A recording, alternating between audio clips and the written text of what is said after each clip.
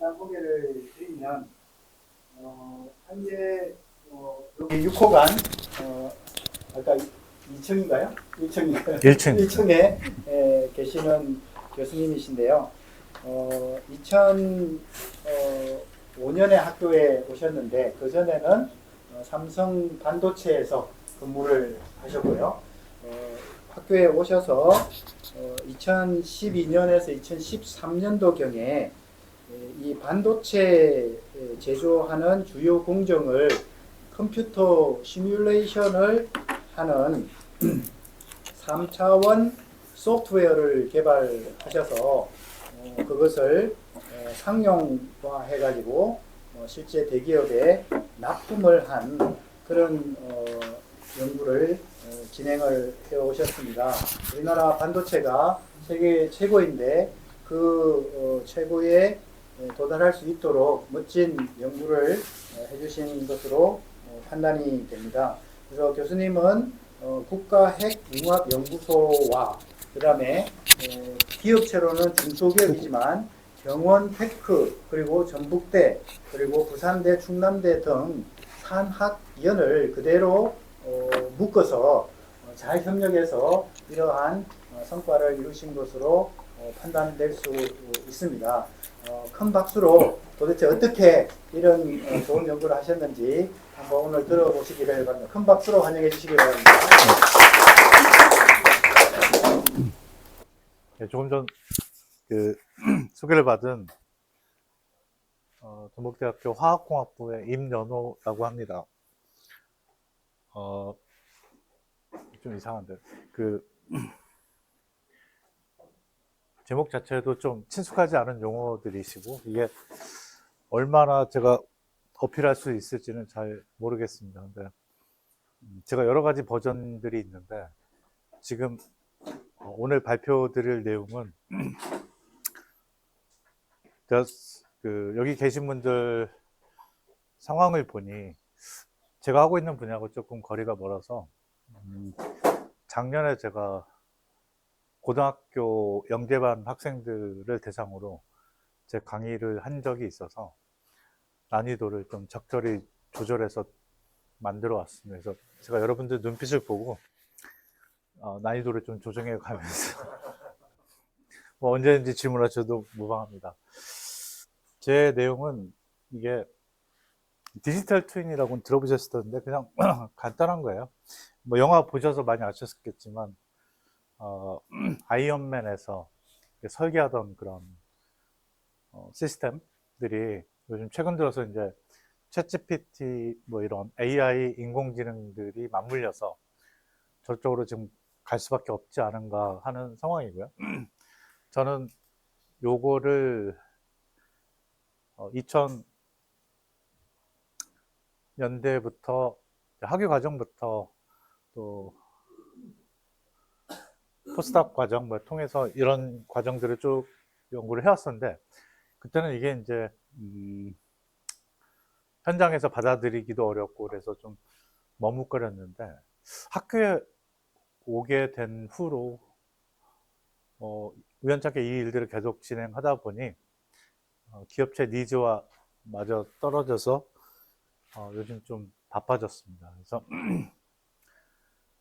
제가 처음 말씀드릴 내용은 이제 반도체는 많이 아실 것 같긴 한데 아마 여기 계신 분들이 다양한 배경을 가지고 계셔서 제가 한 일보다는 반도체에 대한 얘기를 먼저 좀 진행해 드리겠습니다. 왼쪽은 자연 발생적이든 아니면 누군가에 의해서 만들어졌던 인위적인 건 아닙니다. 근데 이제 오른쪽은 인위적입니다. 스케일 사이즈가 DNA 같은 경우 2나노 정도까지 스케일 다운돼 있고 사람들은 지금 수나노대 또는 DNA 구조와 거의 유사한 구조체를 지금 만들 수 있을 상황까지 올라왔습니다. 그래서 이제 대표적으로 이제 그런 성과물들 중에 하나가 우리가 반도체라고 할 수 있는데 1958년에는 트랜지스터 하나가 요만했는데 제가 여기다 이제 갤럭시를 넣을 수도 있는데 아무래도 손안의 PC는 아이폰이 상당히 의미가 있기 때문에 지금 아이폰인 경우에는 약 한 10억 개의 트랜지스터가 들어가 있습니다. 그래서 매일 언론에서 이제 이런 반도체 관련된 이슈들이 나오고는 있지만 제가 봤을 때는 네, 언론도 현장하고 약간 좀 갭이 있어서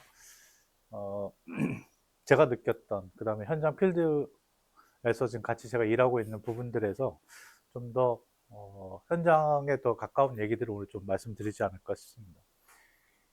근데 이제 여기서 끝날 줄 알았는데 그렇지 않죠. 웨어러블로 가고 있죠.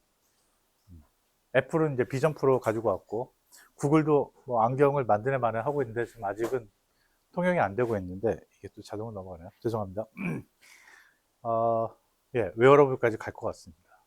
그 다음에 이제 플렉서블에서 의복까지 이제 시스템들이 가야 할 상황입니다. 그렇다면 이제 반도체를 보면은 크게 양분화되고 있는데 오른쪽은 이게 잘 안 보이네요. 오른쪽은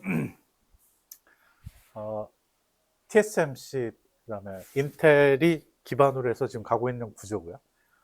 왼쪽은 저희 나라입니다. 구조가 달라요. 그리고 개발되는 방향도 다릅니다. 그리고 전에는 이 왼쪽 거에 대한 기본 기술들도 미국 쪽이나 유럽 쪽에서 많이 연구를 해줬는데 요즘은 이 왼쪽은 아예 연구를 안 하고 있는 상황입니다. 그러니까 저희가 스스로 개척해야 할 상황입니다. 근데 구조가 달라요. 특히 이제 저희는 메모리이기 때문에 캐패시터 공정이 있으면서 이런 나노 구조체를 저희가 만들어야 하는 상황입니다. 이 트랜지스터 구조를 보게 되면은 1947년 아까 이제 그 트랜지스터 고체 상태의 트랜지스터가 만들어진 이후에 트랜지스터가 여러 개의 트랜지스터들이 저희가 만들어졌는데 지금 여러분 휴대폰에 쓰고 있는 건 이제 모스펫 기반의 트랜지스터를 지금 쓰고 있는데 이게 놀랍게도 한국 분이 개발하신 거예요. 강대원 박사님이라는 분이 물론 이제 미국에서 개발하셨지만 외국 분하고 같이 공동으로 해서 모스펫을 개발하셨고 이 모스펫이 현재 여러분 휴대폰의 기본으로 장착되어 있습니다. 아마 이런 사실들은 잘 모르셨을 것 같은데 근데 이제 디바이스가 계속 줄어드니까 지금 아마 며칠 전에 뉴스에 나온 거 보면은 1.5나노, 2나노 그런데 1.5나노, 2나노는 무슨 얘기냐 어텀이 10개에서 15개 있다는 얘기입니다. 어디에?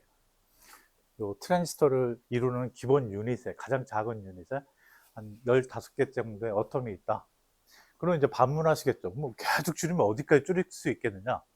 제가 봐서는 더 작게 만드는 건 거의 다 온 것 같아요.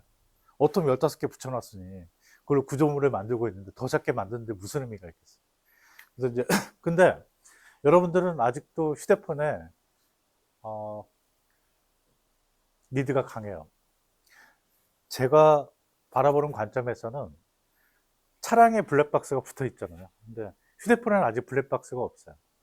그러니까 여러분의 모든 일상들을 휴대폰 블랙박스처럼 찍어서 3D 환경으로 이런 실시간으로 저장되는 그런 시스템이 되려면 메모리가 상당해야 합니다. 근데 지금 메모리가 그렇게 크지가 않아서 아직도 그러니까 사람들은 메모리 니드가 강하다는 얘기죠. 지금 메모리 구조를 보이는데 이건 저희 나라가 주력하고 있는 D램이라는 내용입니다. D램이고 캐패시터가 있어서 여기다가 이제 메모리를 저장합니다. 1, 0으로. 그래서 재미가 없으시죠? 넘어가겠습니다. 그 다음에 D램의 이런 구조체가 굉장히 난이도를 가지고 개발되어 왔는데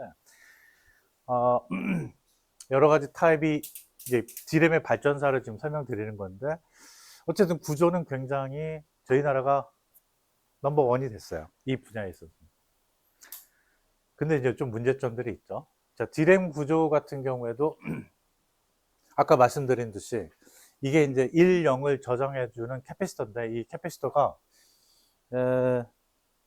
계속 칩이 작아지니까 이게 계속 기둥이 높아지고 3차원적으로 구조물들을 만들기가 굉장히 지금 어려운 상황까지 도달했습니다.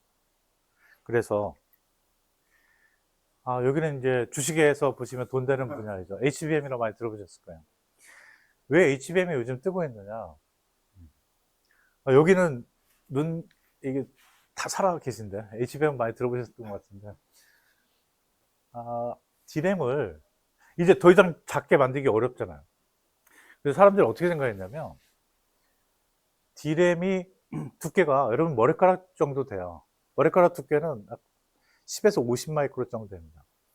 그래서 D램 하나가 지금 50 마이크로니까 10에서 50 마이크로니까 이거를 D램을 계속 붙인 거예요. HBM이라는.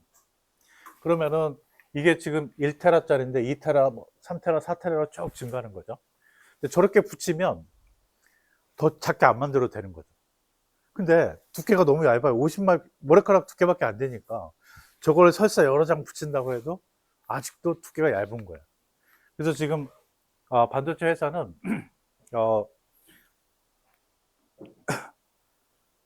이걸 쭉 지금 붙이는 쪽인데 삼성이 요 기술을 약간 등한시했죠. 근데 SK 하이닉스는 요 기술을 엔비디아하고 계속 SK 하이닉스가 일을 하면서 요거를 개발해 온 거죠. 그래서 지금 SK가 저게 뜨는 바람에 특히 인공지능하고 AI하고 맞물리면서 요 분야가 지금 뜨는 바람에 이쪽 분야가 지금 상당히 이쪽으로 많이 갈 것 같아요. 근데 이제 칩 구조들이 전에는 D램만 이렇게 붙였는데 CPU하고 연동시킨다든지 해가지고 요 구조물들이 굉장히 여러 가지 칩들이 계속 붙으면서 PCB라고 하는 PC를 뜯어보면은 초록색 판이 있는데 이제 그 판이 없어지기 시작하는 거죠. 그럼 어떤 일이 벌어지냐면 요게 이제 계속 진행이 되면은 향후에는 특히 스마트워치 같은 경우 아직도 두껍거든요. 네, 그게 굉장히 더 얇아질 겁니다. 그 다음에 TV에도 PC들이 그냥 뒤에 판박이로 붙어 있는 형태로 계속 발전해 가지 않을까. 요 이제 더 이상 작게 만드는 것보다는 칩들을 서로 붙여서 성능을 높이는 쪽으로 당분간은 갈 것 같습니다. 그리고 지금 보시면은 이거는 이제 낸드 플래시라고 그러는데 저희 나라에서 두 가지를 잘해요. D램하고 낸드 플래시. 재미가 없으신데, 예, 낸드 플래시는 휴대폰을 사시면 메모리가 두 개 있어요. 뭐 16기가, 256기가 두 가지를 보는데 앞서 설명드린 거는 16기가 작은 유닛. 그 다음에 여기는 이제 256기가 뭐 1테라에 해당하는 낸드 플래시입니다. 근데 지금 저희 나라를 먹여 살리고 있는 이 메모리가 낸드 플래시인데 낸드 플래시는 구조가 좀 이렇게 복잡해요. 근데 구조가 비교적 좀 단순해서 이게 시장을 지금 먹여 살리고 있는데 우리나라가 전에는 이렇게 한 층만 했었어요. 근데 이거를 이렇게 다층형으로 지금 쫙 쌓아 올리는 거예요. 어차피 더 작게 못 만드니까. 그러면 이게 1테라인데 여기가 1테라, 2테라, 3테라, 4테라 계속 올리는 거예요. 근데 여기 두께가 아까 머리카락 두께보다 더 얇은 거예요. 그럼 계속 위로 쌓을 수 있는 거잖아요. 그래서 이제 이렇게 계속 칩을 쌓아 올릴 수 있는 기술들이 지금 현재 개발되고 있는데, 아무튼 그렇습니다. 되겠습니다. 예. 제가 이 내용을 전주시에 있는 고등학생들을 한테 강연을 하고 박수를 받았습니다. 고등학생들 수고했다고. 저 이해했다는 겁니다. 네, 넘어가겠습니다. 근데 칩은 계속 줄어들고 있는데 더 만들기는 어려워지는데 이 시장은 계속 커지는 거야. 이게 웃긴 거죠. 모바일도 그렇죠. 자동차 시작도 안 했죠. 전기 자동차 막 지금 나오고 있고 이게 계속 폭등하는 거예요. 그래서 이제 이 경험을 보니까 지금 제가 말씀드리는 거는 반도체를 만드는 공정, 그 다음에 전자기기를 만드는 공정이 있는데 지금 제가 주로 말씀드리는 건 이쪽이에요. 이런 칩들 수요가 지금 폭발적으로 늘어나고 있는 상황에서 근데 우리가 보는 반도체 칩이라는 거는 이렇게 작은 것도 있지만 큰 것도 있어요. 이렇게 교통 신호등에 들어가는 것도 반도체 칩입니다. 여기 지금 강의실에 있는 등도 LED로 좀 바뀌어가고 있어요. 이 반도체식입니다. 이게 바뀐 지 지금 5, 6년밖에 안 되고. 저희 나라도 지금 반도체가 보이지 않게 시장이 커지고 있는데, 특히 이런 것들은 이제 좀 큰 반도체고요. 이렇게. 또 한 가지는 또 디스플레이 시장도 지금 만만치 않죠. 그래서 이렇게 다양한 반도체들이 있어요. 근데 시장으로 따지고 보면 여기 보시는 바와 같이 아주 작은, 그러니까 손 안에 들고 다닐 수 있는 칩들이 시장이 굉장히 커요. 그리고 이게 뭐 여기 전등에 들어가는, 그 다음에 교통 신호등에 들어가는 그런 LED 같은 경우는 거기에 비하면 상대적으로 시장이 좀 작습니다. 그래서 전체 시장을 보면은 지금 현재 2024에 보면 2032년까지 계속 상승될 거라고 보고 있습니다. 그 보고 있는 이유 중에 하나는 AI가 지금 뜨고 있고, 그 다음에 전기자동차가 뜨고 있고, 칩 수요는 계속 커질 수밖에 없는 상황인데, 칩이 어떤 게 커지냐면은 이제 메모리와 로직이 계속 이렇게 같이 올라가는 거예요. 근데 저희 나라는 메모리는 시장을 장악했는데 로직이 약해요. 이 로직은 TSMC나 인텔이 지금 장악하고 있기 때문에. 근데 저희 나라가 지금 삼성 같은 경우에는 이 로직 쪽을 지금 키우려고 애를 쓰고 있죠. 역으로 미국은 메모리 쪽에 관심이 많아요. 메모리를 또 잡아먹으려고. 근데 궁극적으로는 메모리와 CPU가 같이 붙을 거예요. 같이 붙어서 적층형으로 갈 텐데, 어쨌든 양쪽이 기술이 있는 쪽이 이길 거예요. 지금 TSMC는 삼성이나 하이닉스 메모리를 사다가 붙이고 있거든요. 그래서 그걸 애플에다 납품하고 있는데, 만약에 저희 나라가 로직까지 다 같이 할 수 있다면은 TSMC나 인텔보다 좀 더 유리한 입장에 있지 않을까. 근데 어쨌든 그거는 좀 상황이 그렇습니다. 그래서 지금 국가 성장 동력으로 지금 아직 시작 단계라고 인식하고 있는 것 같습니다. 그럴 만도 한 이유가 이제 메모리나 로직 디바이스 시장들을 보면은 양분화되어 있어요. 저희 나라, TSMC, 인텔, 일본은 어디 지금 들어가지도 못하는 애매한 상황, 뭐 이렇게 되어 있는데, 두 나라는 어쨌든, 그 다음에 TSMC는 저 마켓쉐어를 지키거나 빼앗거나 막 그러면서 이제 계속 갈 수밖에 없는 그런 상황인 것 같습니다. 근데 문제가 한 가지 있습니다. 칩 제조 기술은 저희 나라, 대만, 미국이 대동소이하게 각각 분야에 맞춰서 잘 나가고는 있는데, 저 칩을 만드는 장비들은 저희 나라 게 아니야. 이게 좀 묘한 아이러니컬한데, 장비는 미국이나 일본 장비, 유럽 장비를 쓰고 있는 거예요. 많이 들어보셨을 거예요. ASMR. 그래서 뭐 EUV, 대당 가격이 3천억 되는 그런 장비들이 유럽에서 만드는 거예요. 저희 나라 못 만들어요. 장비들, 반도체를 생산하는 장비들은 미국, 일본이 가지고 있습니다. 만약 미국, 일본이 장비를 안 준다면 반도체 생산이 어려울 정도. 자, 그래서 이게 좀 애매한 거죠. 그래서 저희 나라는 장비를 개발해야 할 상황입니다. 또 머티리얼도 보면 일본이 몇 년 전에 한번 장난쳤죠. 머티리얼 안 줘. EUV 포토레지스트 안 줘. HF 불산 안 줘. 그러니까 갑자기 난리가 한번 났었죠. 그래서 이런 것들을 보면 지금 저희 나라는 장비나 머티리얼 쪽 보면은 색깔이 없어요. 저희 나라는 생산 쪽에 강한 거예요.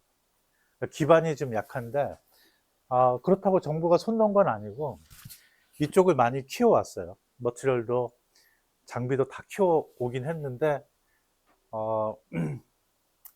외국과 뭐든 통상 마찰 여러 가지가 이슈가 있어서 그런지 모르겠지만, 외국보다는 한 단계 낮은 수준으로 조금 장비를, 재료들을 관리하고 있는 것 같습니다. 그래서 그쪽에서 문제가 생기면 바로 치고 올라갔을 정도로. 그래서 저는 이제 그걸 느끼고 있었는데, 일본에서 그때 이슈가 되니까 저희 나라가 다 국산을 해버렸죠. 그러니까 일부러 안 하고 있었던 부분도 없잖아 있었는데, 일본이 그거는 잘 몰랐던 것 같습니다. 자, 그래서 이제 전 세계가 지금 난리고, 중국이 지금 애매해졌죠. 중국이 장비를 못 주게 했어요. 그래서 ASML이 버티다가 작년에 ASML도 미국에 합류했죠. 중국의 장비를 안 줘요. 중국은 반도체를 생산하지 말라는 얘기가 돼요. 그래서 중국은 지금 어떻게 버티고 있는지, 저희 나라는 어디로 가고 있는지, 이제 이런 얘기들을 저희가 좀 할 수밖에 없는 상황이 됐죠. 저희 나라는 아시겠지만 K벨트라고 해서 이게 지금 용인 지역에 벨트를 만들어 지금 간다고 하는데, 이게 좀 새만금이나 이런 쪽에 와서 이게 좀 터져주면 좋을 것 같은데, 그 비좁은데 거기다 지금 계속 이걸 또 집어넣고 있긴 한데 모르겠습니다. 여러 가지 이슈가 있는데, 아무튼 반도체 회사가 여기까지 내려오기는 쉽지 않은 이유 중에 하나가 인력 수급이 또 문제가 되겠죠. 그래서 쉽지는 않을 것 같습니다. 사람들이 이쪽으로 안 오려고 하니까. 네.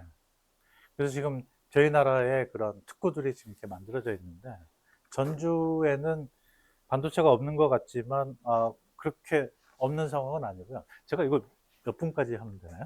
뭐 충분히 하셔도 됩니다. 그래요? 빨리 해도 되나요? 빨리 하셔도 다들 눈빛이 빨리 끝내줬으면 하는 눈빛이어서. 자, 지금까지 이제 반도체 얘기를 좀 했어요. 제 얘기를 할게요. 저는 뭐 했는지. 그 얘기하기 전에 지금 현재 여기잖아요. 제가 2005년에 여기 전북대학교 와서 이 그림을 만들었거든요. 이걸 아직까지 쓰고 있는데 제가 처음 왔을 때 여기였었거든요.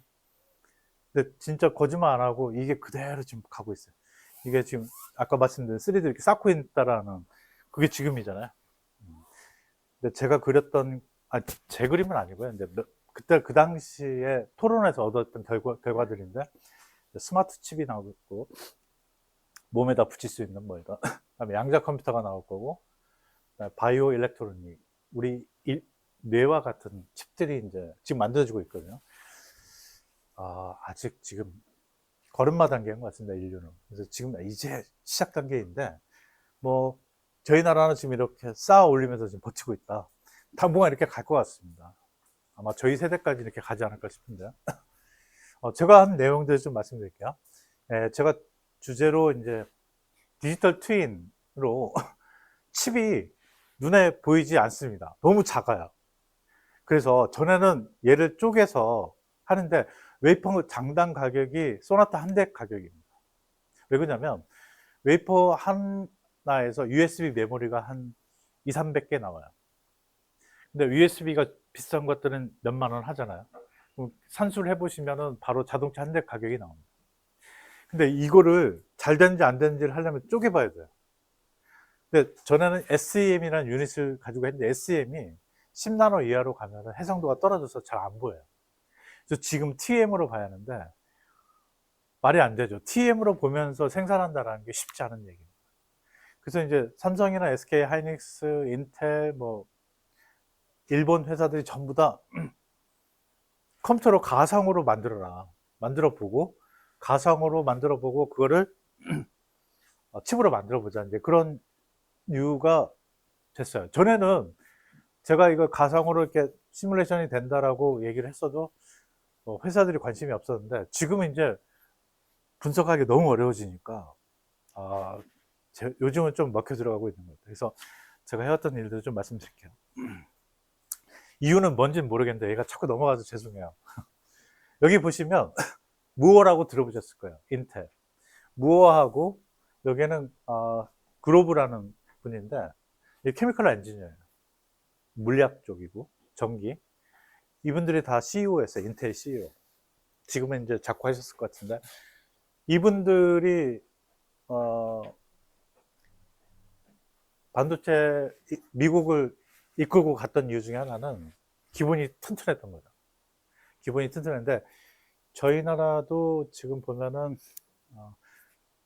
베이직한 연구들이 지금 계속 이루어져야 하는데 올해 지금 연구비가 좀 삭감돼서 좀 여러 가지 어려운 상황이 있긴 하지만 반도체 투자는 멈추지 않고 지금 계속 다행스럽게 가고 있는 것 같습니다.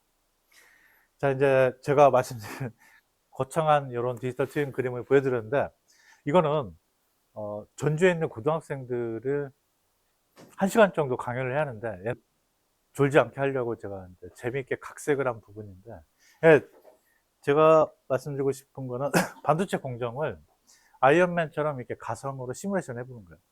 그러면 칩을 가상으로 만들어 보고, 그러면은 칩을 쪼개거나 분석하지 않아도 칩을 가상으로 우리가 만들어 볼 수 있지 않을까. 요런 게 제가 이제 십몇 년 전부터 얘기를 했는데, 그 당시로는 반도체 회사들이 그냥 쪼개봐. 쪼갰어요. 근데 지금 가격이 너무 많이 오르거든요. 잘 못 쪼개요. 제가 현장에 있을 때 테스트를 해봐라 이제 그런 얘기가 되는데, 아까 말씀드린 것처럼 칩이 이제 고도화되고 만들기가 계속 어려워지죠. 그래서 저는 이거를 컴퓨터로 가상으로 만드는 것들을 좀 연구하고 있고요. 지금 보시는 바와 같이 칩이 이렇게 이런 구조체를 만드는데 쉽지 않아요. 구조를 만들기가 좀 쉽지 않은 상황이라서 다양한 이슈들이 칩에서 발생하고 있고, 최근에는 ASML이 정말 말이 안 되는 게, ASML은 삼성이나 하이닉스의 장비를 파는 업체인데, 파는 업체가 아리백을 지키라고 해요. 삼성이 이 제품을 살려면 아리백을 지켜라. 이게 넌센스죠. 말이 안 되는 상황인데 그렇게 지금 돼가고 있어요. 그래서 아리백을 지키려면 탄소 중립의 실적을 내야 돼요. 그래서 공정이 지금 바뀌어가고 있어요. 제일 이제 민감한 쪽이 유럽이나 미국, 막 이쪽, 일본이 지금 이쪽으로 가고 있는데, 반도체에 테프론, 플로로카본 가스들, 불화탄소 계열이 많이 쓰여요. 애천트로. 아시겠지만 그런 불화탄소 계열은 지구 온난화 지수가 몇만 돼요. 근데 저희는 지구 온난화 지수가, GWP 지수가 1 정도 되는 물질들을 써야 돼요. 그래서 지금 냉장고 냉매가 바뀐 거 아세요? 아리백 때문에 냉장고 냉매가 지금 바뀌었습니다. 최근에. 이제 반도체도 이제 그걸 따라서 지금 계속 바뀌어가고 있는데, 여기 보이시는 바와 같이 좀 이걸 깊숙이 설명드리면 좋은데 너무 좀 난이도가 있어서 넘어갈게요. 이제 칩을 만드는 공정들이 아리백을 적용해서 공정이 막 바뀌는 거죠. 근데 가뜩이나 만들기도 어려운데 또 가스까지, 공정 가스까지 바꿔서 개발하라 그러니까 엔지니어들 로드가 지금 엄청난 거죠. 그래서 여기 보시면 칩이 만들어지는 과정인데, 여기에 라디컬이나 뭐 아이온이나 뭐 이런 물질들이 들어가서 표면에서 반응을 하면서 이렇게 칩이 만들어집니다. 근데 이 표면에서 칩이 만들어진 과정을 자세히 들여다보면은 수많은 화학 반응들이 있어요. 근데 이것들은 눈에 보이지 않아요. 그리고 이거를 사람들이 접근하기도 어렵고 정보를 알기도 어렵고, 그래서 저는 이쪽 화학 반응에 대해서 계속 연구를 지금 수행하고 있고요. 그래서 2005년도에 삼성에서 나와서 일을 하다가 저 혼자는 안 되겠더라고요. 그래서 블럭을 만들었어요. 그래서 잘하는 분들을 다 모아다가 핵융합연구소를 맨 처음에 찾아가서 같이 합시다. 반도체 합시다. 그래서 거기 핵융합 하시는 분들을 반도체로 꼬셨고, 그다음에 이제 부산대학교 표준과학연구원은 표준화 쪽 작업을, 그다음에 표준 샘플의 진단이라든지 이런 쪽에 일들을 하셔서 이분들을 연구원을 섭외를 했습니다. 2개 연구원을 섭외하고 또 몇 개 기관이 또 합쳐가지고 일을 해서, 저희는 반도체 어텀 스케일부터, 어텀에서 일어나는 화학 반응부터 쭉 고려를 해서 리액터 스케일까지 전부 다 고려하는 전체적인 플랫폼을 개발하기 시작했어요. 2007년부터. 2005년부터는 한 2년 준비했고 2007년부터 준비를 해서 지금 여기 보시는 것 같이 이런 소프트웨어를 개발했어요. 물론 이제 일반적인 PC에서는 계산 시간이 한 6개월에서 1년 정도 걸리는 시간이지만, 요즘 인공지능 챗GPT 때문에 유명한 엔비디아 그래픽 카드를 이용하면 CPU 대비 한 200배 정도 빨라지면서, 저게 원래 6개월 걸리던 게 하루 이틀에 되니까 이게 돈이 되기 시작했던 거죠. 저는 엔비디아한테 깊이 감사하고 있습니다. 엔비디아가 처음에 그 그래픽 카드를 가져와 가지고 믿질 않았어요. 근데 아마 국내에서 가장 재미 본 사람 중에 하나가 비트코인 빼고요. 저일 수 있습니다. 그래서 경쟁사들을 다 압도할 수 있게 만들었는데, 저희는 아까 설명해 주신 바와 같이 2012년에 삼성에 납품을 시작했어요. 이 소프트웨어 플랫폼을 만들어. 그래서 이런 소프트웨어를 개발해서 아까 여기 있잖아요. 시놉시스. 시놉시스와 저희 제품을 지금 비교한 거예요. 물론 이제 시놉시스는 칩을 설계할 수 있는 통합 플랫폼이에요. 근데 저희는 시놉시스의 어떤 한 공정 시뮬레이션에 대한 부분들을 경쟁 상대로 해서 그 부분을 이긴 거고, 제가 시놉시스를 다 이긴 건 아닙니다. 그래서 저희가 삼성에 납품하고 나서 그 다음에 SK 하이닉스에 납품을 했고요. 도시바 들어보셨죠? 네, 도시바 메모리에 납품을 했어요. 키옥션. 제가 몇 년 전에 일본 열도를 한번 휙 돌면서 일본에 가서 막 또 PR을 해서 지금 도시바 메모리가 키옥시아로 바뀌었죠. 그래서 키옥시아 웨스턴 디지털 일본 회사죠. 그 다음에 도쿄 일렉트로닉 이쪽들이 저희 제품을 구매했어요. 뭐 일부는 쓰고 있고 또 뭐 안 쓰고 있고 막 그렇기도 한데 그다음에 또 장비에서 넘버원 회사 램에서는 저희한테 연구비를 대기도 했어요. 미국에서 미국 본사에서 저희한테 연구비를 댄다는 것은 되게 좀 예외적인. 자, 이런 통합 플랫폼을 만들기까지 굉장히 고생이 많았고, 이거는 이런 소프트웨어 관련된 거는 이제 저희가 혼자 다 할 수 있었던 건 아니고, 저희가 메인 엔진들을 개발했고, 저기에 들어가야 하는 그런 데이터들은 또 저희가 다 생산할 수 없기 때문에 유관기관과 협력을 했어요. 이제 그런 과정들을 좀 설명을 드리겠습니다. 예, 좀 눈빛들이 살아나신 것 같은데요, 갑자기. 이유는 잘 모르겠습니다. 그래서 저희는 이제 장비, 미터 스케일에서 저 칩을 어떻게 만들 것인가. 그래서 공정 조건을 바꾸면 칩이 어떻게 만들어져, 이거를 예측할 수 있는 거죠. 나름 괜찮아요. 근데 이 시뮬레이터가 없으면은 직접 쪼개봐야죠. 한 번 쪼개면 몇 천만 원 날아가는데 쪼개서 생산을 해야 하는 상황이고요. 아까 말씀드린 외산 소프트웨어들이 쭉 있는데 제가 산호세에 몇 주 전에 가 있었고요. 이분들이 지금 하고 있는 것들 보면은 저희가 지금 시뮬레이션 하고 있는 플랫폼인데 어토믹 스케일부터 이렇게 반응이 일어나고 이 반응을 칩 스케일에다 넣어가지고 칩이 움직여서 칩이 만들어지는 과정들을 지금 현재 시뮬레이션 하고 있고요. 저희 통합 플랫폼입니다. 여기 지금 상당 부분, 여기 칩이 만들어지는 과정은 거의 전북대에서 만들어졌고요. 그 다음에 여기 장비단은 앞서 말씀드린 그런 기관들하고 같이 연구를 해서 이거를 이렇게 붙였어요.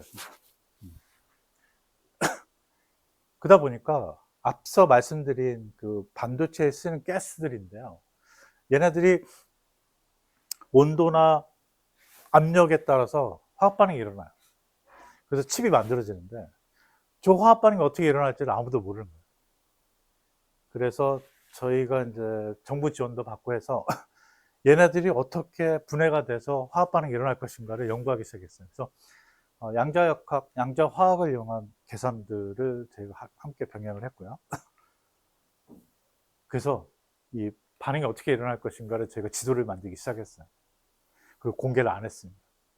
이게 비싸거든요. 돈이 어마어마하게 들어간 거잖아요. 그래서 해외도 공개를 안 하고 해외도 그냥 공개 안 했습니다. 밑에 있는 거죠, 지금? 네. 이게 다 보여드리면 안 돼서 이것만 보시라고. 이 지금 지도는 전 세계적으로 저희가 만든 거예요. 그래서 지금 앞서 말씀드린 그 시놉시스나 이런 쪽에서 이걸 원해요. 저희는 절대 안 주죠. 그래서 이거를 만드는데 지금 10몇 년간 연구를 해왔고요. 여기에 대한 일들을 많이 해왔습니다. 그래서 이제 리액터 스케일 반응기에서 어떻게 칩이 만들어질 것인가 이런 거를 수학을 넣고요. 저희 연구실은 1층이에요. 이 건물 1층에 군산 핵융합연구소 표준과학연구원하고 같이 장비를 한 대 만들었어. 그래서 반도체에서 나오는 가스들을 분석할 수 있게. 그래서 QMS라는 건데요. 쿼드라폴 매스 스펙트로스코피라는 건데 이걸 이용해서 화학 반응이 일어나는 거를 실시간으로 모니터링해요. 그리고 저희가 계산한 거하고 맞춥니다. 이렇게. 빨간 거는 실험이고 초록색은 이론적으로 계산한 거예요.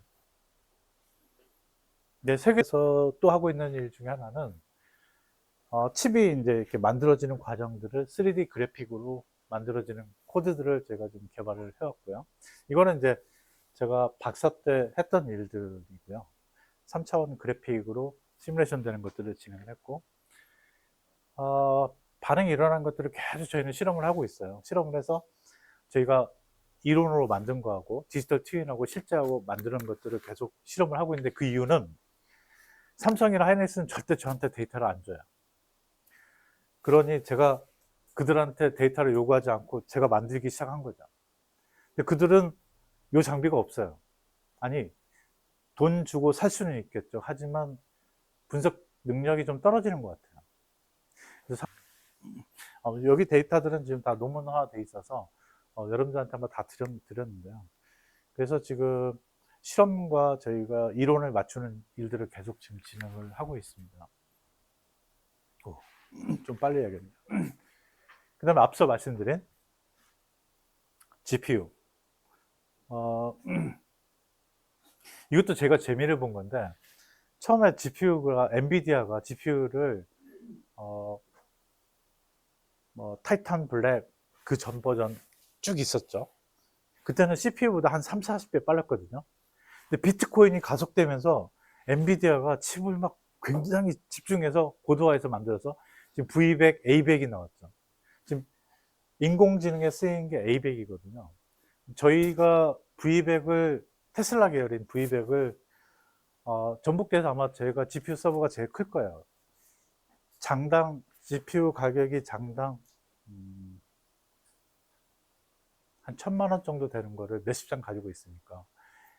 근데 지금 A100이 나왔는데, 이번에 나왔죠. 작년 하반기에 A100이 나왔는데, 가격이 지금 3,000만 원이 넘었습니다. 장당 가격이. 근데 성능은 몇십 배 아니, 몇십 프로 빨라졌다고 그래서 아직 지금 구매를 안 하고 있는데, 예, 어쨌든, 저희는 그 엔비디아를 보고 이게 기회다. 하늘이 주신 우리 기회다. 그래서 CPU 대비, 그러니까 기업체다 줬는데 이게 막 몇 개월 걸리는 거예요. 계산 시간이 오래 걸릴 수밖에 없어요. 근데 GPU에 넣으니까 이게 지금 여기 저희가 논문으로 낸 건데 한 200배 빨라졌어요, 진짜. 200배 빨라지면 200일 걸리던 게 하루에 끝난다는 얘기잖아요. 저희는 그래서 이제 굉장히 기대가 됐던 거죠.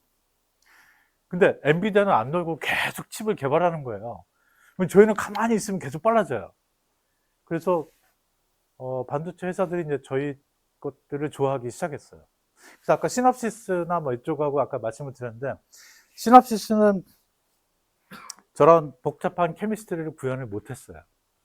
그래서 그거 이제 지금 상황으로 보면은 이렇게까지 할 수 있는 거는 저희밖에 없는 셈이 된 것 같아요. 그래서 며칠 전에 그 실리콘밸리에서 저도 발표가 있었고요. 그래서 서로 이제 개발 방향에 대해서 주고받았는데, 그 부분은 좀 뒤에 말씀드릴게요. 그래서 어쨌든 성능이 200배까지 엄청 빨라져서 지금 많이 좋아진 것 같아요. 그래서 여기 보시면 장비를 이렇게 엔지니어가 세팅을 딱 하면 칩이 이렇게 만들어져요. 그래서 3D로 칩이 어떻게 실시간으로 만들어질 것인가를 굳이 쪼개보지 않더라도 분석할 수 있는 기술이 돼요. 그러면 내가 공정 조건을 이렇게 바꾸면 칩이 저렇게 돼요. 그럼 엔지니어는 저걸 가지고 이제 이해하기 시작하는 거죠. 그래서 이제 이게 플랫폼이 다양한데, 신입 사원들을 교육시키는다든지, 그다음에 전문가 엔지니어들은 쟤를 가지고 이제 칩 설계를 한다든지 다양한 기술에 적용되고 있습니다. 하지만 이제 장비단부터, 이거는 이제 미터 스케일이고 여기는 나노 스케일이니까 미터부터 나노 스케일까지 저렇게 지금 구현되고, 그러니까 일괄적으로 다 구현을 해버린 거죠. 이게 지금 칩이 만들어진 거예요. 실제 반도체 칩이. 근데 이게 사이즈가 굉장히 작잖아요.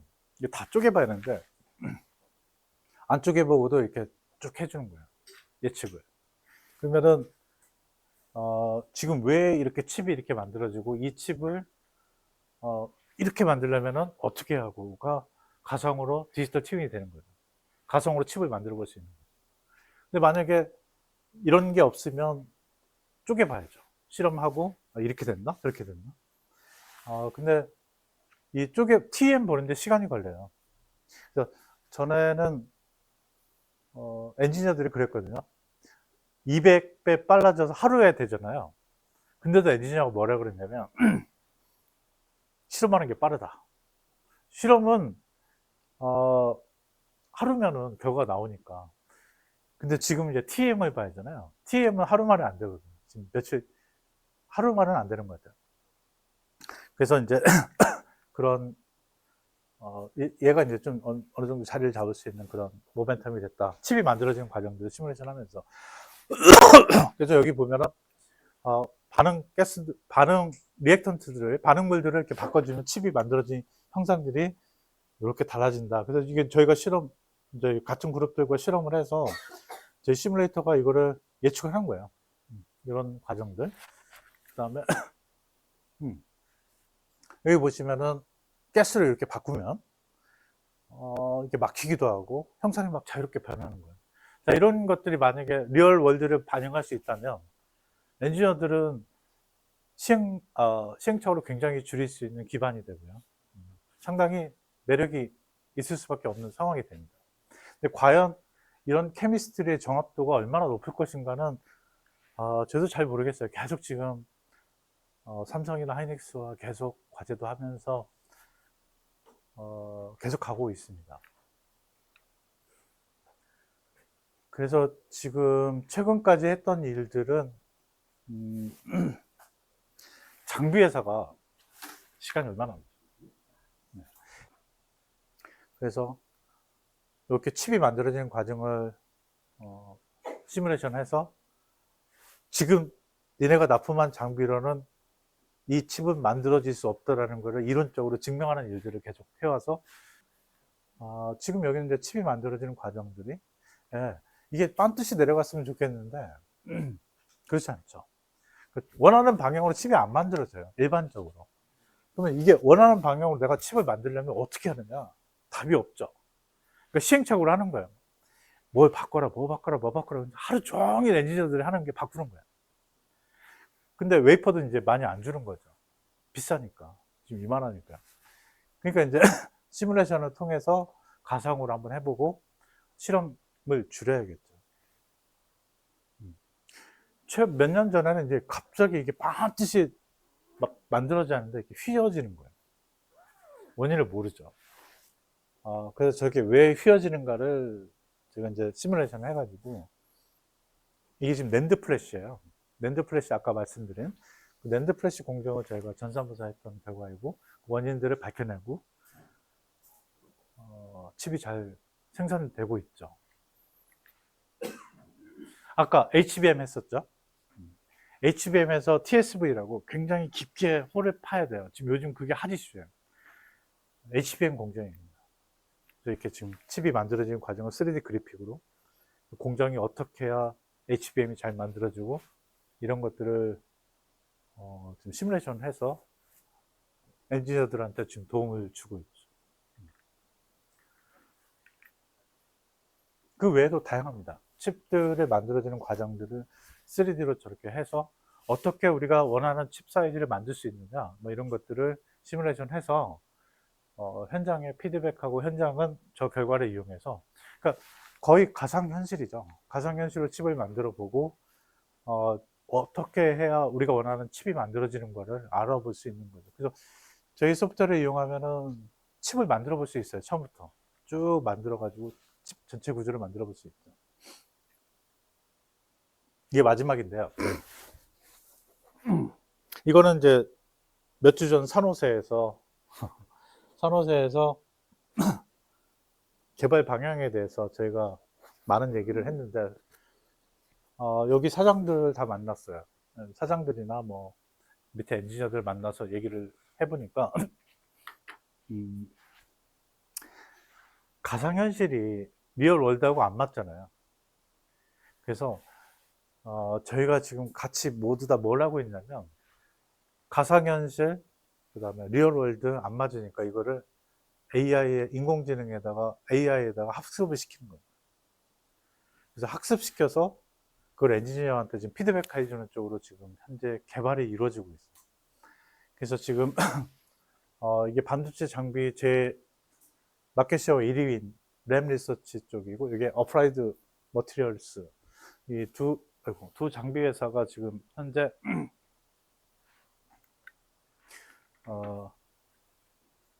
공정 레시피를 옵티마이즈하는 저런 소프트웨어 패키지를 지금 현재 개발하고 있는데 저희는 이제 이 친구들은 여기다 전부 다 이거 지금 작년에 네이처에 논문을 낸 건데 제가 아니고 이쪽 그룹에서 냈는데 그만큼 핫 이슈예요. 네이처 본지에서 저 이슈를 다뤘거든요.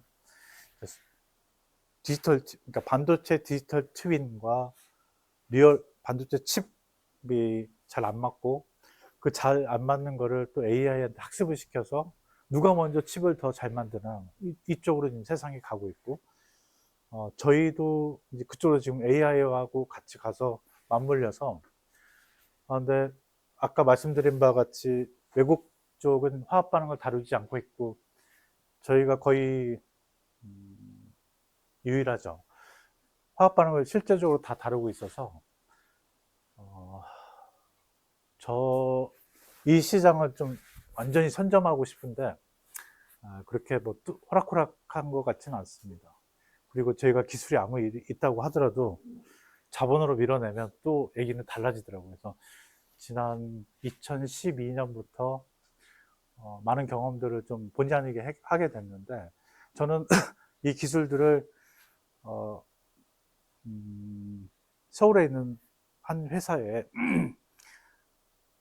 기술 이전을 했고 저는 그냥 런닝 로열티만 받고 저는 주로 R&D만 하고 있고 판매나 테크니컬 그러니까 교육이라든지 테크니컬 서포트라든지 이것 쪽은 그 회사에서 지금 담당하고 있습니다. 그래서 지금 그분들과 일한 지가 꽤 오래됐죠. 이제 건 20년이 다 돼가는데 그동안 계속 그런 관계를 유지하면서 지금 현재 살고 있고 조만간 세상을 다 한번 선점해보자 뭐 이런 식으로 좀 열심히 아직도 일을 하고 있습니다.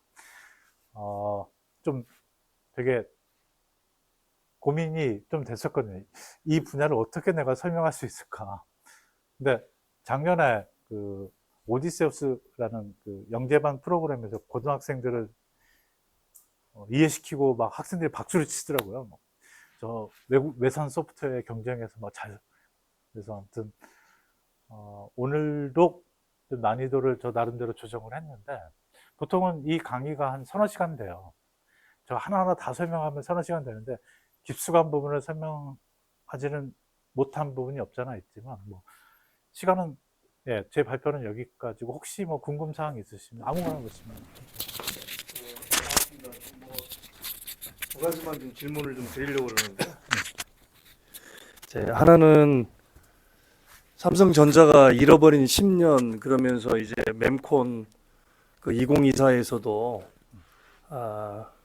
그 컴퓨터 익스프레스 링크라는 CXL 이야기를 이제 하면서 자기들 HBM에서 뒤진 거를 CXL로 이제 만회하겠다, 적극적으로 투자하겠다고 이야기를 했는데 그 CXL의 그 실질적인 시장 규모, 그 다음에 삼성전자가 CXL 투자를 통해서 다시 일어설 수 있는지 그 부분, 뭐 CXL, PIM까지 같이 말씀해 주시면 더 좋고요. 두 번째는 알리백 때문에 이제 반도체 회사들도 신재생 에너지를 쓰지 않으면 되게 어려운 상황인데 아시다시피 경남, 부산, 경북, 전남 가리지 않고 지금 반도체 하겠다고 난리인데 전북 같은 경우는 지금 새만금의 그 해상 풍력하고 수상 태양광으로 신재생 에너지를 7기가와트나 지금 하는데 그것 때문이라도 지금 알리백 구하기 위해서라도 반도체 제조 라인이 내려올 수 있는 건 아닌지. 그거 갖고 우리도 전북도 반도체 산업 육성하겠다고 내지는 뭐 실증 사업이라도 하겠다라고 좀 떠들어야 되는 건 아닌지 그 부분에 대해서는 또 여기 전북대학교에 계시니까 네. 또 어떤 생각을 갖고 계신지 알고 있습니다. 수준이 아주 높죠. 네. 그래서 경제청산 기능을 제가 말씀 아까 잘못 들었네요. 굉장히 지금 다 이해하고 계신 걸 잘 모르고 좀 더 난이도 있게 말씀을 드렸었는데 좋은 질문 두 가지를 해주셨는데 아까 말씀드린 HBM에 대응하기 위해서 삼성에서 이틀 전에 그 언론에 내세웠죠. 아까 말씀하신 그 경쟁 기술들. 네. 삼성에서는 그렇게 큰 돈이 안 될 수도 있을 겁니다. 그쪽 기술이. 물론 이제 SK는 엔비디아라는 회사를 물고 오래 해왔거든요. 그 HBM 기술이 엔비디아의 A100에 들어가면서 AI가 지금 이슈가 챗GPT가 계산 부하가 너무 세요. 계산량이 너무 많아서. 그래서 A100이나 이런 것들을 지금 굉장히 AI 회사들이 지금 가져가고 있는데 저는 지금 구하지도 못할 정도로 그렇게 품귀 현상이 일어나고 있는데 삼성 입장에서는 엔비디아하고 일을 안 하고 있거든요. 그러니까 오히려 HBM에서 지금 기술이 좀 떨어졌다라고는 하지만 약 6개월 정도 떨어진 걸로 아니 거의 비슷하거나 6개월 정도 떨어졌다고 보는데 HBM에 밀려서 삼성이 뭐 힘들 거다라고는 저는 생각하지 않습니다. 그 HBM은 메모리에 들어가는 기술이고요. 메모리는 두 가지 메모리가 있는데 볼러타일 메모리가 넌 볼러타일, 즉 아까 말씀드린 저희가 휴대폰을 살 때 16기가, 256기가. 그래서 이제 지금 이 서로 다른 메모리 두 개가 양분화돼서 가고 있는데 결론적으로 말씀드리면 모바일 시장이 무시 못할 정도로 큽니다. 그런 서버 시장보다. 아마 삼성 입장에서는 지금 오히려 문제가 되는 게 모바일 쪽이지 않을까. 모바일 시장이 훨씬 클 것 같습니다. 그래서 그 다음에 이제 그 두 번째 질문은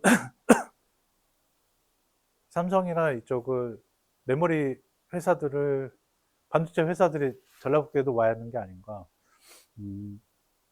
그 문제는 제가 김관영 도지사님 되실 때 처음에 취임하시자마자 제가 발표를 한번 했었어요.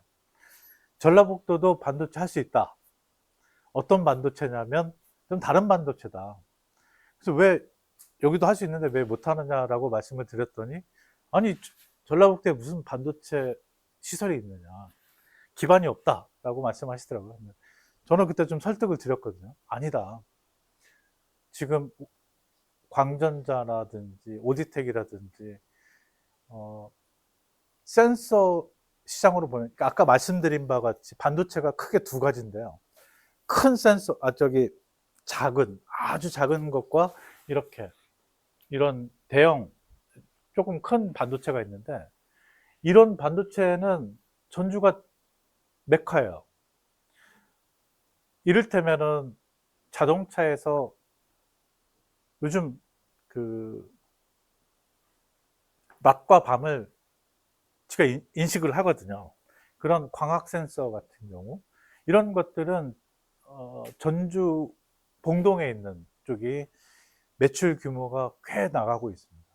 아마 전국적으로도 가장 크거든요. 그래서 제가 도지사님한테도 그때 말씀을 드렸는데 이런 시장은 전라북도가 할 수 있다. 우리는 반도체는 못해 라는 마인드가 계속 있었는데 저는 좀 다르거든요.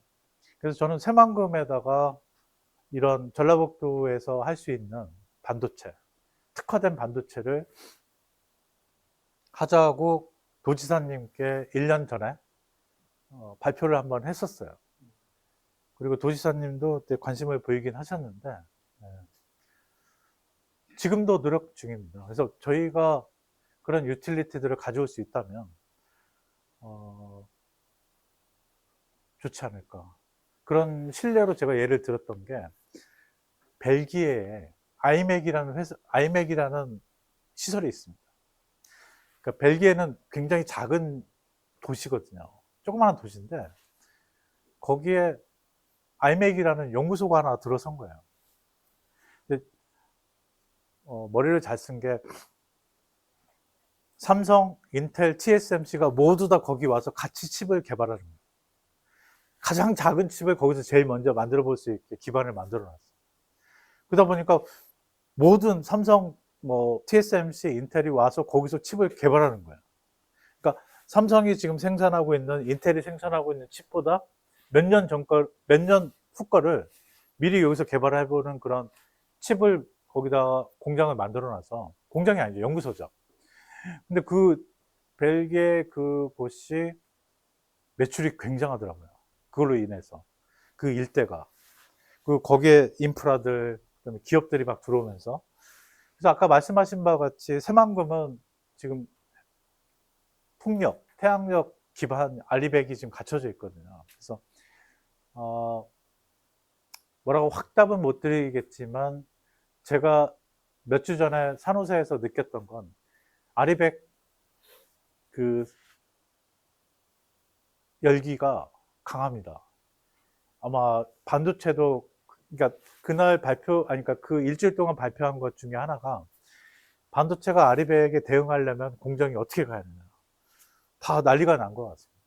그리고 지금 현장도 저희 나라도 지금 아리백에 대해서 반도체 회사들이 지금 바뀌어가고 있거든요. 그래서 이제 이런 여러 가지 것들을 봐야 하는데 아까 말씀하신 것처럼 동의합니다.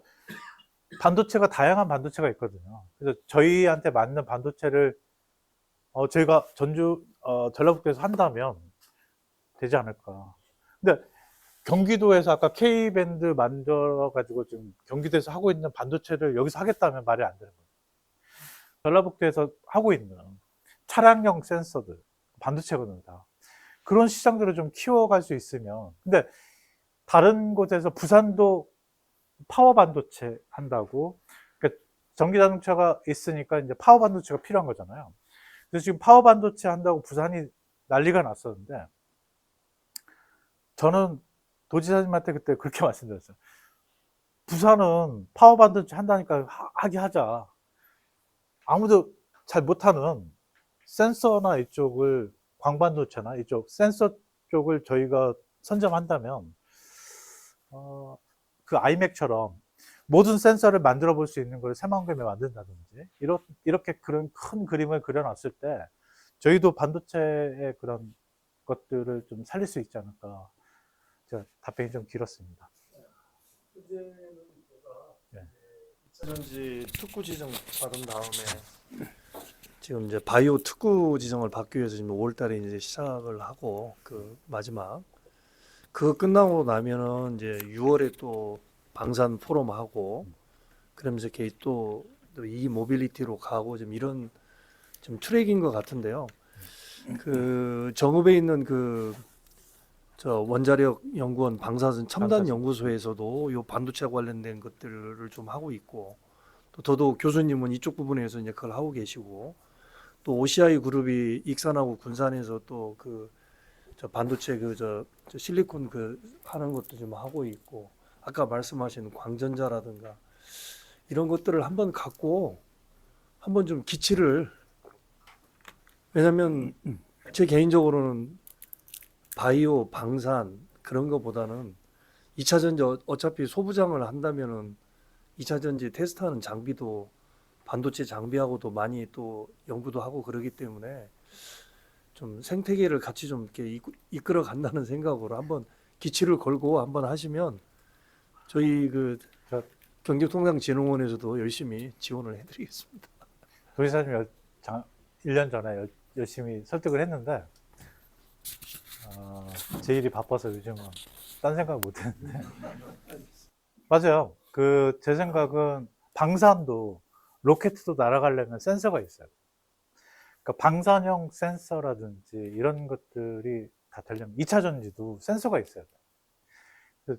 이런 것들이 비전을 가지고 한다면 좋겠고 제가 총장님한테도 굉장히 말씀을 많이 드려서 지금 전북대에서 글로컬 사업하고 있는데 그 글로컬 사업에 지금 센서 반도체가 들어가 있습니다. 방산과 같이. 근데 많이 도와주시면 이게 전북대 내 센서 반도체, 저도 센서 반도체 좀 하고 있거든요. 그래서 그런 클러스터가 있습니다. 저희가 만들어 놨고, 만약에 필요하시면은 저희 그런 인프라들, 맨파워들이 도움이 돼서 같이 해볼 수 있는데, 작년에 저는 도지사님한테 정책 연구 발표를, 센서 반도체를 전라북도가 사업하자 그랬는데, 그거를 이제 밑에 분들 여기 도청 가서 이제 계속 발표도 하고 이제 말씀을 공무원분들하고 말씀 많이 드렸는데 그때 좀 준비가 안 돼 있던 거는 사실인 것 같습니다. 기회가 된다면 저는 그런 쪽으로 좀 가야, 그 다음에 OCI도 반도체 웨이퍼를 생산했었고 그 반도체 관련된 케미컬들, 동호 화인캠 사실 전라북도에 많거든요. KCC, 패키징 뭐 많이 있는데 잘 모르세요, 의외로. 그래서 그런 인프라들을 잘 꾸려 나간다면 전라북도도 반도체를 왜 못하? 반도체 종류가 여러 가지 있거든요. 근데 저희가 AI나 이런 쪽은 할 이유가 없어 보여요. 지금 해서도 안 되고. 근데 광반도체나 뭐 로켓 방산용 센서라든지 차량용 센서들 반도체 시장을 저희가 선점할 수 있다면 아까 말씀드린 그 벨기에 작은 마을과 같은 그런 혁명이 일어날 수도 있지 않을까.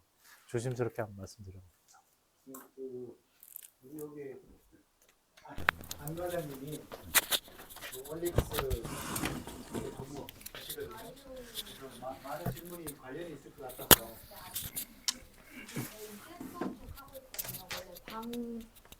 저희가 원래 광 센서 그냥 이런 LED 패키지를 하다가 이제 센서 쪽을 UV 센서랑 컬러 센서를 작년부터 라인을 깔아서 이제 개발 진행 중이거든요.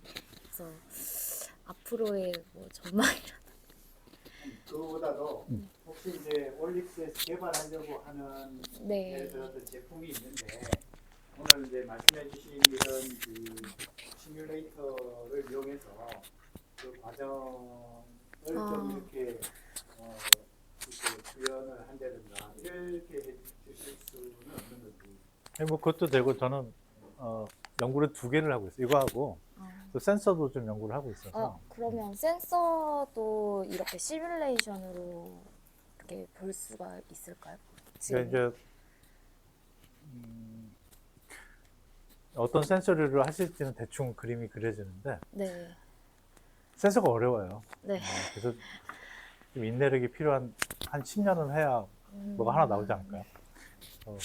좀 인내력이 필요한 곳인데 그래서 전라북도가 그 센서 시장에 좀 집중해 주셔서 이런 업체에서 지금 옵티컬을 뭐 바이오로 전환한다든지 했을 때 굉장히 시간이 오래 걸리잖아요. 네. 기초 체력이 전라북도가 약하니까 기업체들이 조금만 옆에서 도와주면 네. 되게 좋을 것 같고 장비들이 없잖아요. 그래서 제가 도지사님한테 말씀드린 거는 공용 장비 팹을 공용 장비를 새만금에 하나 지었자. 그러면 센서 회사들 다 가서 아이맥처럼 거기서 공용으로 테스트도 해보고 막 해서 제품 나오면 회사는 가져가면 되는 거고 이런 식으로 공용 팹을 만들자고 말씀을 드렸거든요. 비용은 한 1,000억 이상 들어가겠죠. 근데 지금 이제 중요 순위에서 2차 전지에 밀렸는데 그런 게 좀 필요할 것 같아요. 그러니까 비싼 장비들이 필요할 수도 있거든요.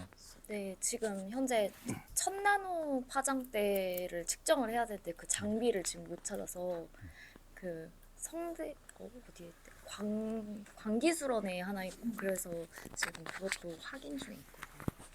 그러니까 센서를 만드는 것도 그렇고 분석도 그렇고 또 한 가지가 센서는 이제 평가 시스템이 있었는데 일반 업체에서 그 평가 시스템을 완벽히 갖추기가 굉장히 어려워요. 그래서 제가 이제 새만금에다 요청을 드린 게 센서 인증 기구를 하나 만들자. 그러니까 센서를 업체에서 만들면 가져다가 평가도 해주고 인증도 할 수 있는 그런 것들을 하면은 업체에서는 약간 돈을 내시고 거기는 이제 운영비가 나올 거고, 이런 그림들이 그려지면 전라북도도 굉장히 좋을 것 같거든요. 센서를 아시겠지만 전라북도가 많이 하거든요. 오디텍, 광전자 매출액만 따져도 지금 꽤 높은 금액이 나오는데 전국 그 정도 나오는 센서 회사 없어요. 그러면 전라북도가 굉장히 센서의 메카라는 얘기거든요. 근데 저에서는 그 센서의 메카라는 거를 잘 인식을 못 하시더라고요. 근데 저는 전라북도 굉장히 센서의 메카인 셈이에요. 근데 지금 프로젝트도 있는데요. 네. 지금 우리 학교에 저기 그 교수님 신규환 교수님 만드신 CG 트로닉스를 입사 동기랑 며칠 전에 한번 가봤거든요. 근데 지금 말씀하시면 그 공동에 있더라고요. 근데 여기에 주로 생산하는 게 센서, 그 차량용 센서를 생산하고 있다. 이렇게. 그러니까 거기 CG트로닉스는 이제 제너다이오드부터 시작해서 네. 그것도 이제 파워칩으로 간다든지 PD라든지 시장이 넓으니까 가야 되는데 되게 많이 있어요. 그런 회사들이. 전라북도가 그런 쪽에 조금 관심을 가져주시고 공동화, 블록화 할 수 있는 기반을 좀 만들어주면 어느 곳보다 전라북도가 가장 잘할 수 있을 거라는 생각이 드는데 모르겠습니다.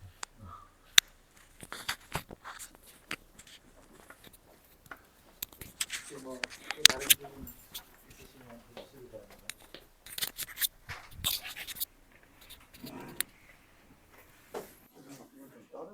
예, 예.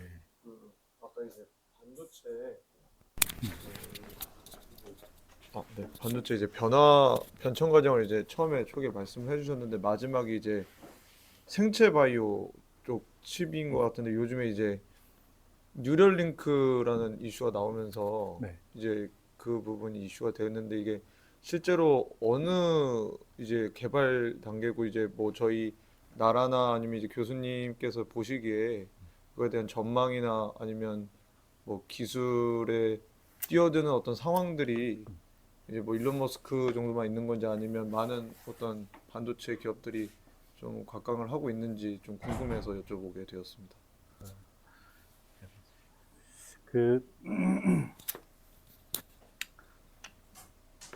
제가 말씀드리는 것들은 아까 센서 포함해서 모두 다 제 개인 사견이고요. 저 부분도 제 생각을 좀 말씀드릴게요. 저희는 지금 디지털화돼서 0, 1인 시스템으로 하다 보니까 사람을 못 따라가요. 사람은 아날로그거든. 근데 메모리 시장으로 보면 아날로그로 가야지 않을까. 그러니까 0, 1만 저장하는 게 아니라 굉장히 많은 정보를 한 곳에 저장할 수 있으면 메모리 용량이 급증할 거예요. 그럼 인간처럼 그런 고도화된 생명체가 만들어질 수 있지 않을까. 그러려면은 지금 0, 1은 너무 디지털화된 거는 인간 입장에서 보면은 원시적인 거죠. 저희는 아날로그로 고도화돼서 메모리가 시놉시스에 아날로그로 저장이 돼서 굉장히 많은 정보를 뇌가 가지고 있죠. 어마어마한 정보를 가지고 있는데 거기에 비하면 저희가 들고 있는 휴대폰은 얘는 메모리를 공간을 활용을 제대로 못하고 있는 거죠. 그렇다면은 일단 메모리 구조 자체가 지금 0, 1에서는 넘어서야 할 것 같아요. 그래야 그 작은 용량에서 굉장히 많은 인간과 같은 생각을 할 수 있지 않을까. 근데 이제 그거가 그 분야가 지금 노벨상이 걸려 있는 분야인 것 같아요. 근데 아직은 돌파구가 안 나오고 있고, 그러니까 이제 HBM과 그래서 제 생각은 그렇게 뉴로모픽스나 이런 쪽으로 어떤 메모리나 그 로직 쪽에서 어떤 한 번에 트랜스폼이 좀 있어야 되지 않을까. 네. 그다음에 그 가기 전에는 양자가 있을 거예요. 양자 컴퓨터가. 산호세에서 이번에 발표를 양자 컴퓨터에서 와가지고 발표를 하시더라고요. 근데 지금 그죠, 여기 요 칩을 들고 와서 발표를 하는데 제가 봐서는 되게 아직 멀었더라고요. 여기도 지금 걸음마 단계. 지금 여기서 못 가고 있잖아요. 근데 제가 봐서는 이런 시장보다 이런 시장은 저희가 생존해 있을 때 빛을 보기가 어려울 수 있고 이제 이쪽이 올 것 같아요. 그러니까 스마트 밴드나 그 안경이라든지 해서 뭐 컨택트 렌즈나 이런 쪽에서 시장들이 지금 있는 기술과 생체 친화적인 환경으로 해서 그런 그 바이오 시장들이 좀 열리지 않을까. 그래서 바이오 칩 같은 게 되는데 이게 제가 여기 시뮬레이션하고 바이오 센서를 두 개의 일을 같이 시작했어요. 근데 바이오 센서는 너무 힘든 거예요, 이게. 지금 저는 이걸로 요즘 발표하고 다니는데 저는 바이오 센서에 미쳐 있었는데 삼성이 그런 거예요. 이 바이오 센서가 왜 시장이 형성이 안 되냐면 암에 걸렸어요. 근데 제가 암에 안 걸렸을 때 제가 암 센서를 개발했었으니까 휴대폰에서 스마트워치에서 암에 걸렸다고 하면 용서가 돼요. 귀여운 녀석이네. 암에 걸렸다고. 안 걸렸는데 용서가 되는데 내가 암에 걸렸는데 안 걸렸다고 하면 용서가 안 돼요. 그 오동작에 대한 것들을 기업체는 감당이 안 된대요. 그래서 다 있는데 지금 혈당 센서도 광학으로 지금 애플이나 다 나온다고 했는데 못 나오고 있잖아요. 오동작이라든지 여러 가지 것들이 이슈가 있어서 그래서 시장이 열리는 것들은 봐야하는데 제 개인적인 사견은 아까 말씀하신 뉴로모픽스나 막 이쪽은 아까 그 바이오 일렉트로닉스는 좀 상당 부분 좀 시간이 지나야 하지 않을까. 막 그전에는 퀀텀이 먼저 뜨지 않을까 싶은데 제가 답변이 되는지 모르겠네요.